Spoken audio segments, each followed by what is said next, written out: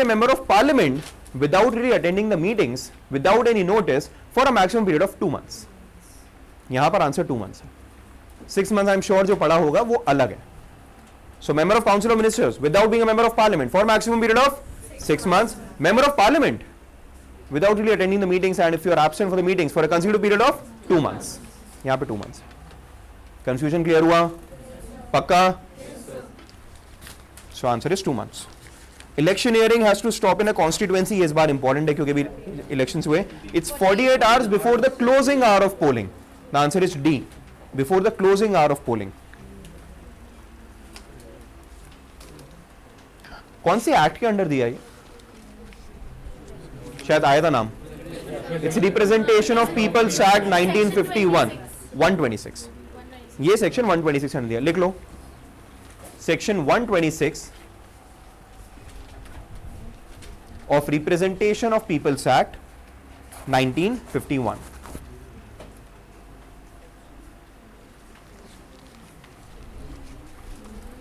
Tell me something. Right to vote क्या है? कितने लोग कह रहे हैं fundamental right? Fundamental right, constitutional right, given somewhere in the constitution. जो लग रहा है हाथ उठाओ. Given somewhere in the constitution, so it's a constitutional right. It's a statutory right. It's given somewhere in some kind of a statute. So representation of people's act is a statute. Right to information act is a statute. Statutory right बोले, legal right बोले, फिर बात एक ही है. सो कितने लोग कह रहे हैं statutory right? It's not given in the constitution, it's given outside the constitution. हाथ उठाओ. So it's more of an extra constitutional right जो अपन ने अभी पढ़ा था, आउटसाइड द कॉन्स्टिट्यूशन. कौन से एक्ट में दिया हुआ है? रिप्रेजेंटेशन ऑफ पीपल्स एक्ट में दिया हुआ है. एक आर्टिकल है कॉन्स्टिट्यूशन का, article 326. Article 324 establishes the election commission of India. Article याद है? 326 में दिया हुआ है कि कौन वोट कर सकता है, उसकी एलिजिबिलिटी क्या है. जो पहले हुआ करती थी 21 ईयर्स, पर अब हो गई है 18 ईयर्स. बहुत बार लोग उसको कंफ्यूज कर देते हैं राइट से. उसमें सिर्फ एलिजिबिलिटी दी है, पर वहां पे राइट टू वोट कहीं नहीं दिया. 326 आर्टिकल में राइट वर्ड कहीं यूज नहीं करा है. So right to vote is not a constitutional right, it is a legal right और अ स्टैट्यूटरी राइट, दोनों कह सकते हैं. पर और कौन से स्टैट्यूट में दिया हुआ है? Representation of people's act 1951. Fan बंद कर देना यार. इनफैक्ट दोनों तीनों फैंस बंद कर देना. वो वाला फैन बंद कर देना, राइट वाला से. राइट वाला से. गर्मी तो नहीं लग रही ना अभी? So it's given under ROP Act 1951. Offense of breaking a divine idol, sacrilege. That's option D. Break करना है sacrilege, बोलना है blasphemy. याद रखना. Dominion of India is an independent state that existed between A, B, C, D. The correct answer is B, Bhopal. 15th of August 1947 to Jan 26, 1950. ये क्या है? Dominion of India होता क्या? So when the Constitution of India did not come into force, But the power was with the people. with the people. Exactly. So 1947 के पहले क्या था? Law भी ब्रिटिशर्स का था, रूल भी ब्रिटिशर्स का था.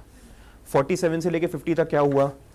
रूल अपना था पर लॉ ब्रिटिशर्स का था. सुना है गवर्नमेंट ऑफ इंडिया 1935.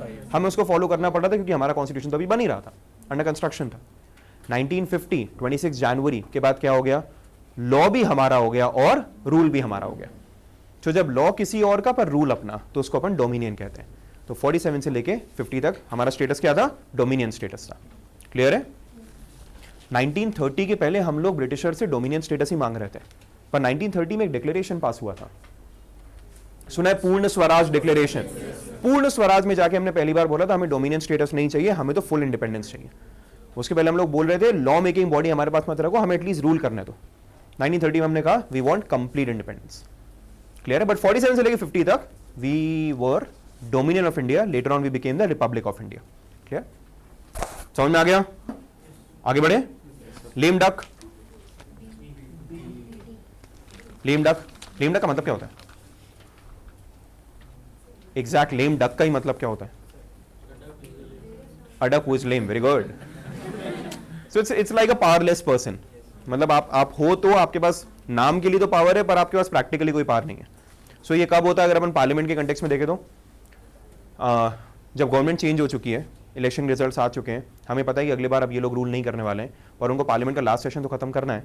तो वह वहां पर बैठे हुए हैं, पर उनको पता है कि वो कुछ भी लॉज अगर लेके आएंगे in the next few weeks वो लॉज को चेंज करा जा सकता है. So that session, that small session is known as lame duck session of the parliament. When the old parliament, as in the old Lok Sabha, Rajya Sabha तो नहीं हो सकता, Rajya Sabha is a permanent house, old Lok Sabha meets for one last time, उसको अपन क्या बोलते हैं, lame duck. ये कंसेप्ट ओरिजिनली आया था यूएस से. नवंबर 2016 में ये क्लियर हो गया था कि Trump has one, but Trump assumed office in Jain 2017. सो नवंबर 2016 से लेके जैन 2017 तक Obama was a lame duck president. वैसे तो उनको शुरू से ही क्लियर था वो अगली बार प्रेसिडेंट नहीं बन सकते, because in the US a person can be president for 2 consecutive times. वो तो शुरू से क्लियर था. पर सपोज अगर ऐसा नहीं होता, सो 2 महीने कुछ भी एक्शंस अगर लेंगे तो वो पता है कि वो इमीडिएटली उनको स्ट्राइक ऑफ करा जा सकता है. So he is there but he can not take any significant steps. So he is just like a lame duck president. समझ में आ गया? ये होता है lame duck. So 23 the correct answer is B. Res judicata. A वाले हाथ उठाओ. ए, बी, सबसे लंबा option. C anyone? D. The correct answer is B. और बी ने बहुत सही एक्सप्लेन करा है रेस जुडिकाटा को. ऑब्वियसली यार, मैं एक जगह पर मैंने केस फाइल करा, मैं वहां पे हार गया, तो मेरे पास बहुत सारा टाइम है, तो मैं दूसरी जगह जाके केस फाइल करा तो मैं वहां भी हार गया, तो मेरे पास अभी बहुत सारा टाइम है, तो मैं तीसरी जगह जाके केस फाइल कर दिया, वहां पे मैं जीत गया. तो जो मेरा ओपोनेंट था वो भी उतना ही फोकट था, फिर वो चौथी जगह चला गया, फिर वहां पे मैं हार गया. फिर हम पूरे कंट्री में यही कर रहे हैं, पूरे 25 हाई कोर्ट्स में हम एक एक करके जाके केस फाइल कर रहे हैं. Would this make any sense? कुछ लोग सोच रहे हैं, would this make any sense? No. So इसीलिए एक बार अगर एक कंपीटेंट कोर्ट ने एक केस को डिसाइड कर चुका है, आपको अपील में जाना हुआ तो आप जाओगे, but appeal is not a right. Appeal होगा कि नहीं होगा, अपील अलाउ होगा कि नहीं होगा, वो भाई अपेलेट कोर्ट डिसाइड करेगा. आप as a matter of right फिर उसके बाद कहीं और नहीं जा सकते हो, एक बार अगर कंपीटेंट कोर्ट ने एक केस डिसाइड कर चुका है तो. This funda is known as res judicata. So the correct answer is B. Deponent is anyone who is making an affidavit under oath. ये और 2 वर्ड्स ऐड कर लो. Anyone making an affidavit under oath. Who is considered as an exception to equality before law? President. Both the president and the governors, both of them.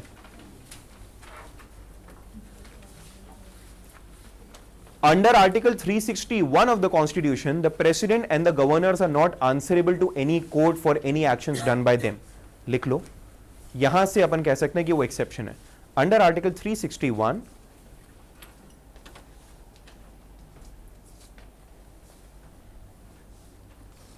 the president or the governors are not answerable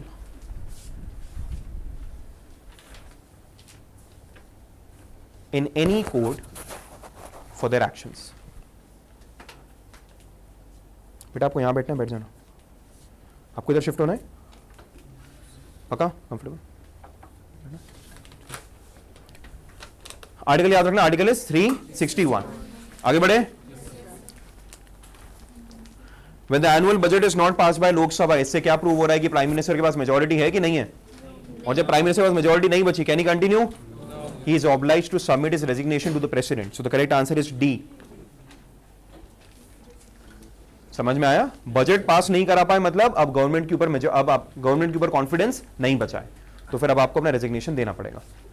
Therefore the correct answer is D. According to doctrine of sustainable development, correct answer is A. ये क्या होता है? ये second half में लिखा हुआ है. Every generation is obliged to preserve its natural and cultural heritage. So the correct answer is A. Cyber terrorism, IT Act, the answer is A. Section लिख लो. Section 66F, capital F. 66F. इसी से connected एक section कभी पढ़ा है, कभी सुना होगा. 66 something of IT act. 66A कौन से केस में अनकॉन्स्टिट्यूशनल? श्रेया सिंगल. अगर याद नहीं है तो लिख लो यहां पे, रिवाइज करना. In the case of Shreya single versus union of India, Shreya single, section 66A was held as unconstitutional.